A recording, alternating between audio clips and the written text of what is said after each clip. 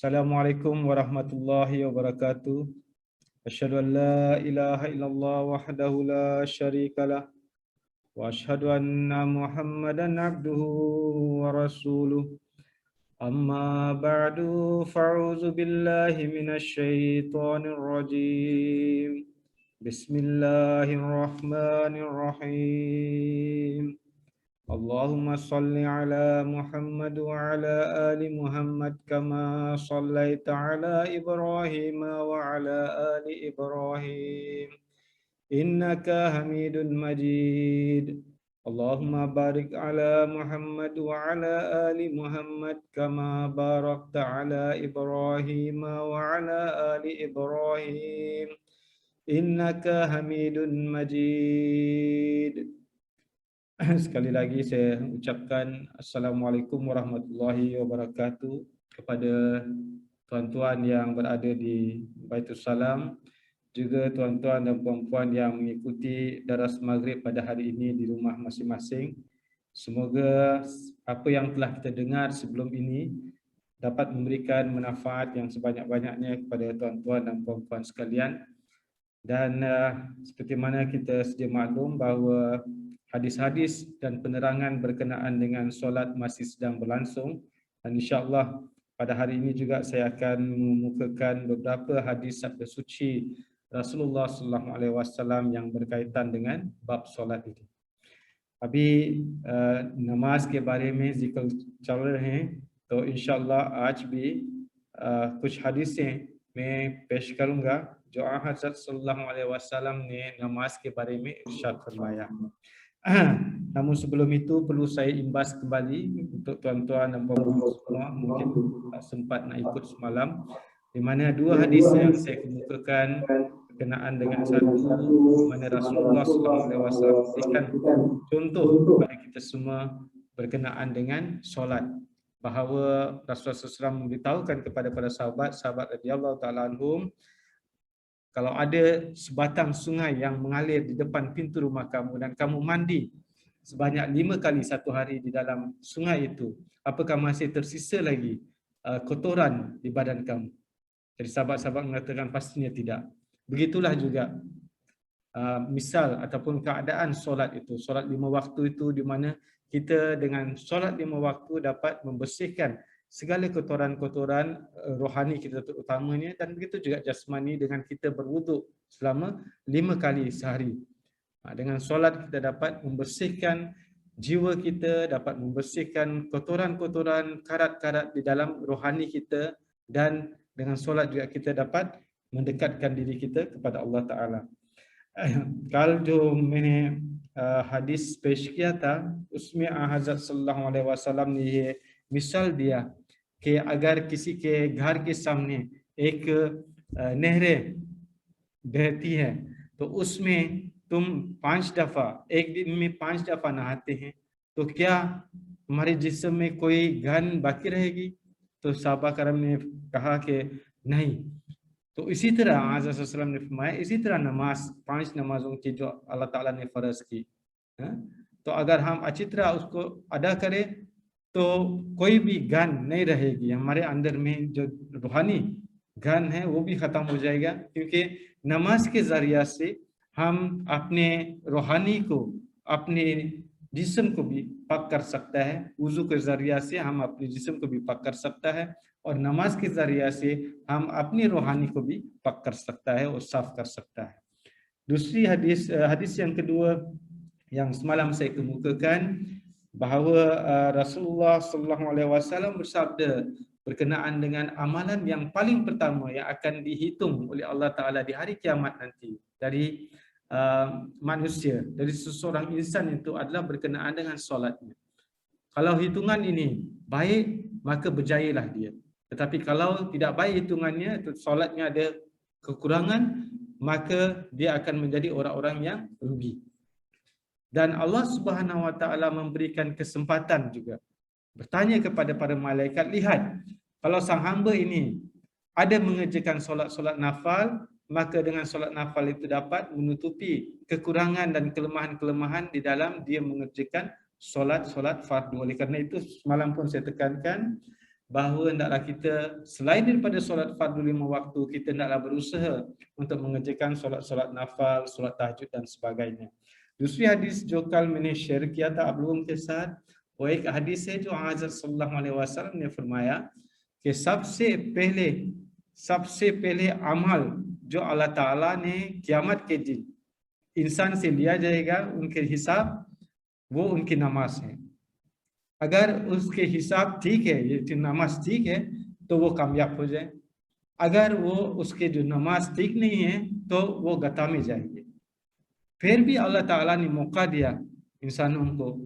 अल्लाह ताला ने फरिश्तों को कहा कि देखें, अगर ये बंदे, अगर ये शख्स उनके फर्ज नमाज में कोई कमी हो, लेकिन अगर वो नफलें पढ़ते हैं तो उस नफल को जो भी कमी फर्ज नमाज में उसको क्या दम सकता है?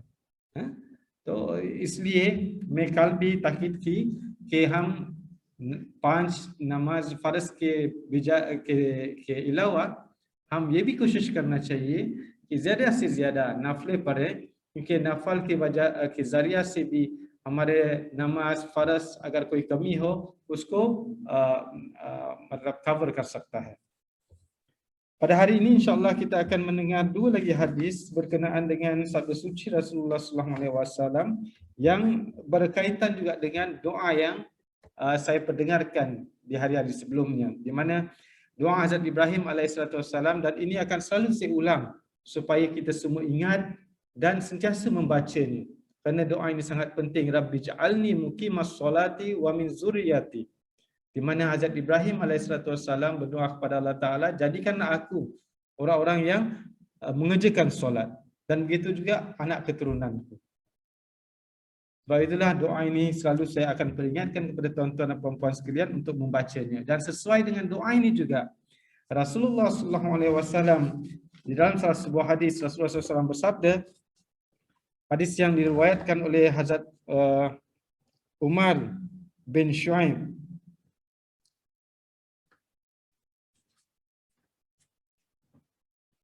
an Amri ibn Shu'aib an abihi an jaddihi radhiyallahu anhum qala Rasulullah sallallahu alaihi wasallam muru auladakum bis salati wa hum abna'u sab'i sinina wadribuhum 'alaiha wa hum abna'u ashriyu wa fariqu bainahum fil madaji.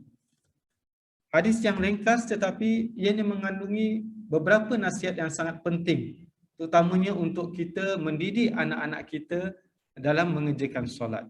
Di mana Hazrat Umar bin Shu'aib, dia melalui bapanya dan melalui datuknya, dia meriwayatkan bahawa Rasulullah SAW bersabda, apabila ataupun ketika anak kamu sudah berumur 7 tahun, maka hendaklah dia ditekankan, diperingatkan, digalakkan untuk mendirikan solat. Jadi apabila anak kita itu dah berumur 7 tahun, kita hendaklah selalu mengingatkan dia supaya dia mengerjakan solat, mendirikan solat. Kemudian apabila dia sudah berumur 10 tahun, maka hendaklah mengingatkan dia berkenaan dengan mendirikan solat ini dengan sedikit keras. Kamu boleh memukulnya, tapi bukanlah pukul dengan melukainya, tidak. Tapi pukul untuk supaya dia ingat tanggungjawabnya kepada Allah Ta'ala. Jadi dari sejak kecil lagi, kita telah mendidik anak kita untuk mengerjakan ataupun mendirikan solat. Ini ajaran suci Rasulullah SAW.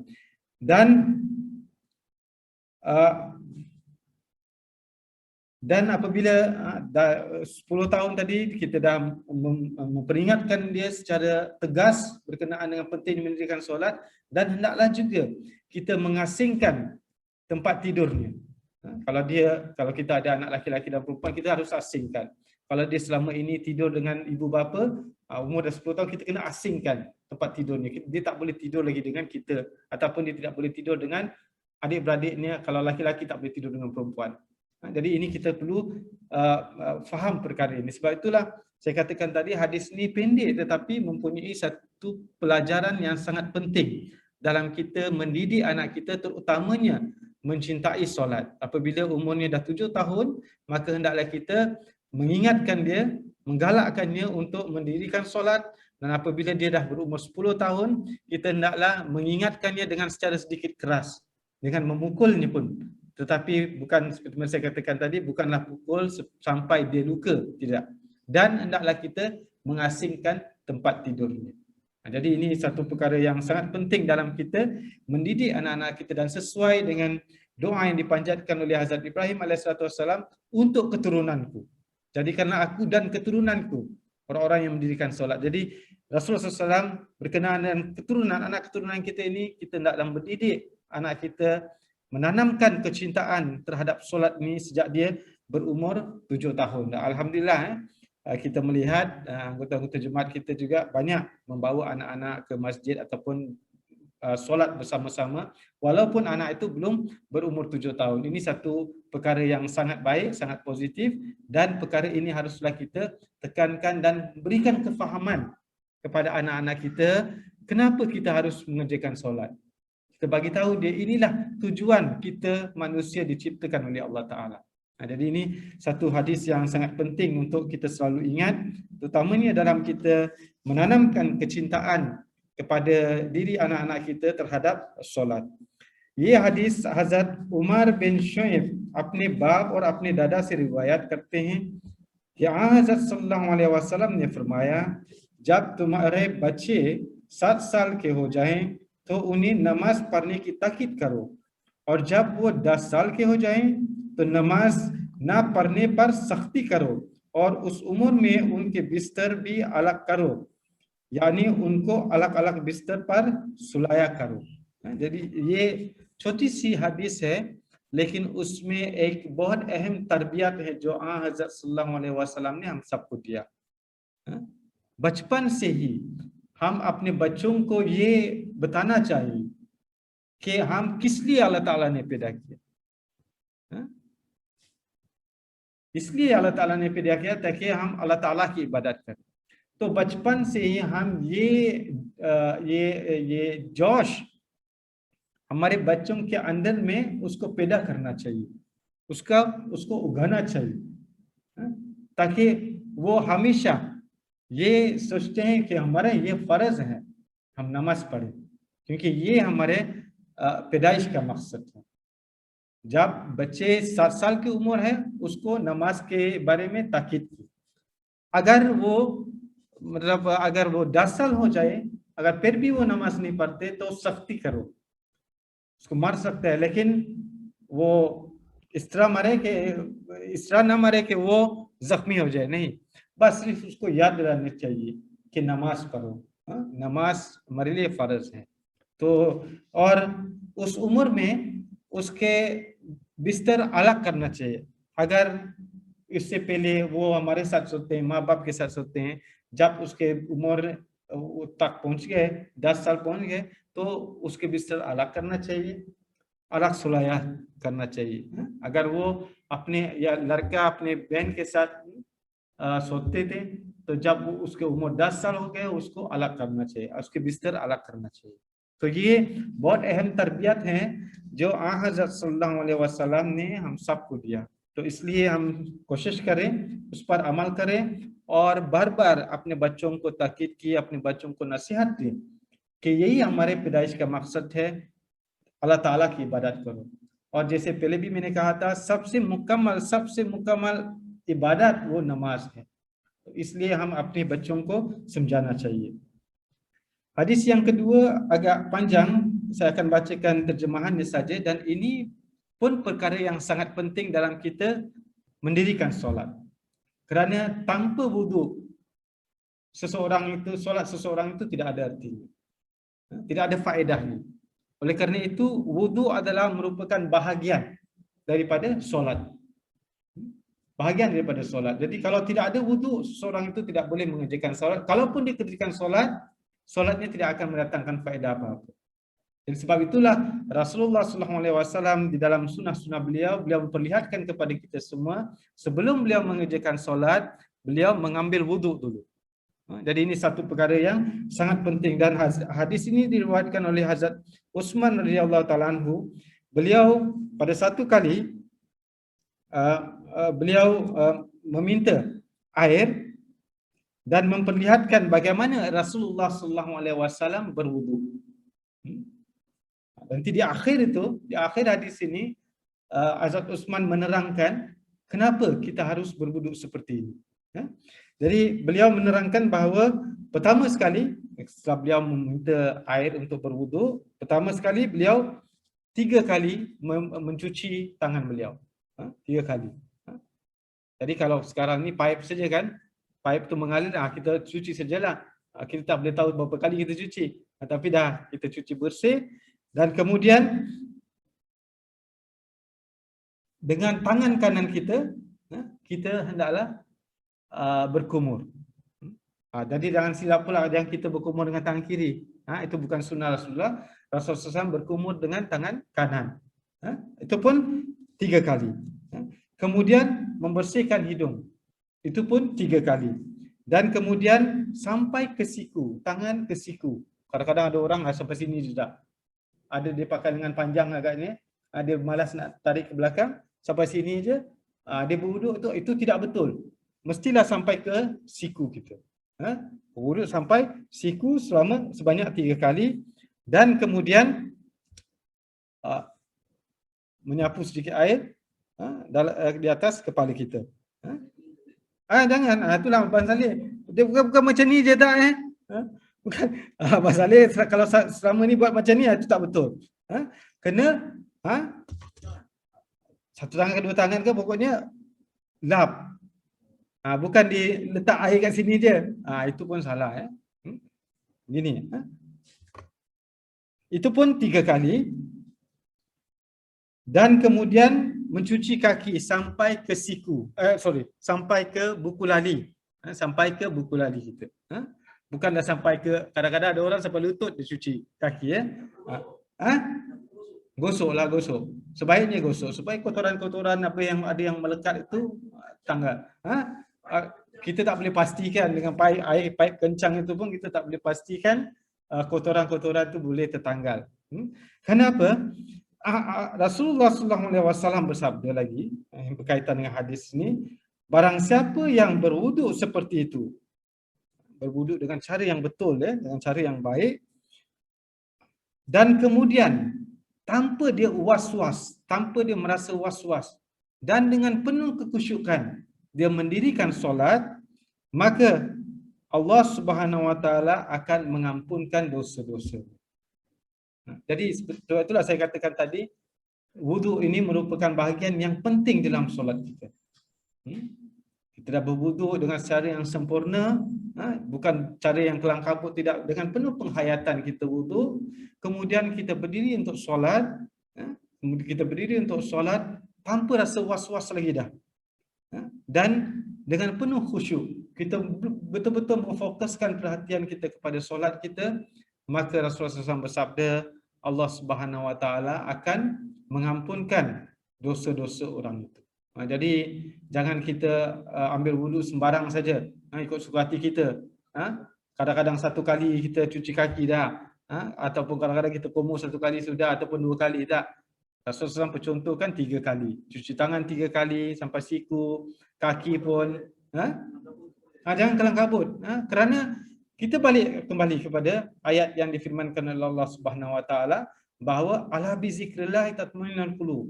Bahawa dengan berzikir, dengan ingat kepada Allah Taala, hati kita akan menjadi tenang. Jadi solat juga merupakan zikir yang sangat besar. Sangat sempurna. Kalau kita melaksanakan dengan cara yang kelang kabut, itu tidak akan mendatangkan ketenangan dalam jiwa kita. Oleh kerana itulah, dalam kita mengambil wuduk, ambillah dengan cara yang betul, kemudian dengan penuh ketenangan, kemudian kita pergi untuk mengerjakan solat tanpa rasa was-was dan penuh dengan kekhusyukan, maka solat seperti itu akan menghapuskan dan Allah Ta'ala akan mengampunkan dosa-dosa kita. ये दूसरी हदीस हज़रत उस्मान रज़ियल्लाहु ताला अन्हु से रिवायत है कि उन्होंने एक दफा पानी मंगवाया, पहले 3 मरतबा हाथ धोए, फिर अपने दाएं हाथ से पानी लेकर कुली की। पहले हाथ धोए, फिर अपने दाएं हाथ से, बाएं हाथ से नहीं, दाएं हाथ से कुली की। कुछ लोग जल्दी जल्दी करके क्या बाएं हाथ से कुली की, ये नहीं करना चाहिए। फिर उसके बाद नाक साफ किया, फिर 3 बार अपना चेहरा धोया, cuci muka. Tadi mungkin saya terlepas cakap bahasa Melayu tadi. Kita dah cuci dah cuci hidung kita, kita cuci muka kita sebanyak 3 kali. फिर खैनियों तक हाथ धोए, यहाँ तक, ये नहीं इधर तक है। कुछ लोग अपने लिबास क्योंकि इधर लंबा है तो वो सुस्ती की है, ऊपर तक नहीं किया, बस ऐसे ही हाथ धोया, ये ठीक नहीं, ये सही नहीं, यहाँ तक होना चाहिए। और उसके बाद सर का मसा किया, सर का मसा इस तरह करना चाहिए, ठीक है। पानी लेके इस तरह नहीं करना चाहिए। कुछ लोग ऐसे करते हैं, जिस तरह हमारा बुजुर्ग ने ये कहा था, उसने इस तरह किया, ये गलत है। अपने हाथ में गीला करके फिर ऐसा करो, ठीक है।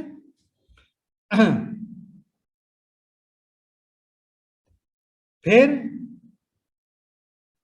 टखनों तक अपने पाँव 3 बार धोए, 3 बार धोए, अच्छी तरह धोए। ये नहीं कि बस अपने ऐसे किया ना, ऐसे पाँव दिया पानी के नीचे, नहीं, उसको अच्छी तरह धोए ताकि जो भी गान लगे हुए थे वो भी उतर जाते हैं। तो आगे फरमाया, और इस तरह वुजू मुकम्मल करने के बाद कहा, हज़रत सल्लल्लाहु अलैहि वसल्लम ने फरमाया, जिसने इस तरह से वुजू किया जिस तरह मैंने किया, फिर वसवास से महफूज रहकर खुशू और खुजू से 2 रकात नमाज पढ़ी, उसके पहले गुनाह बख्श दिए जाएंगे। तो उसके गुनाह जो पहले उसने किया था अल्लाह ताला maaf kan dia, bakhsh dia. Segala dosa-dosa dia yang pernah dia lakukan tu Allah Taala akan ampunkan. Lihat betapa pentingnya wudu itu ya. Wudu itu kemudian kita dirikan solat, maka dengan wudu yang sempurna dan solat yang sempurna akan menghapuskan dosa-dosa kita yang telah lalu. Sebab itulah dalam kita mengerjakan mendirikan solat ini, hendaklah kita seperti mana saya katakan tadi, wudu merupakan bahagian daripada solat itu. Hendaklah kita mengambil wuduk dengan yang cara yang betul, kemudian dengan wuduk itu tadi kita memfokuskan perhatian kita dan mendirikan solat kita dengan penuh kekhusyukan, maka solat seperti itu akan Allah Ta'ala akan mengampunkan dosa-dosa kita. Agar अच्छी तरह वुजू करें और उसके बाद अच्छी तरह खुशू के साथ नमाज पढ़ लें, तो जिस तरह हज़रत सल्लल्लाहु अलैहि वसल्लम ने फरमाया, अल्लाह ताला पहले गुनाह बख्श दिए जाएंगे, हमारे गुनाह बख्श दिए जाएंगे अल्लाह ताला। इसलिए semoga Allah Subhanahu wa taala memberikan taufik kepada kita semua untuk berwuduk dengan cara yang betul dan mengerjakan solat dengan penuh tadarruk, dengan penuh rasa khusyuk, dengan penuh rasa memfokuskan perhatian kita kepada Allah Subhanahu wa taala, yang dengan itu nanti insya-Allah dosa-dosa kita akan diampunkan oleh Allah Subhanahu wa taala. Semoga Allah Taala menjadikan demikian bagi kita semua. Amin, Allahumma amin. Allahumma salli ala Muhammad wa ala ali Muhammad kama sallaita ala Ibrahim wa ala ali Ibrahim innaka Hamidun Majid. Allahumma barik ala Muhammad wa ala ali Muhammad kama barakta ala Ibrahim wa ala ali Ibrahim innaka Hamidun Majid. Assalamualaikum warahmatullahi wabarakatuh.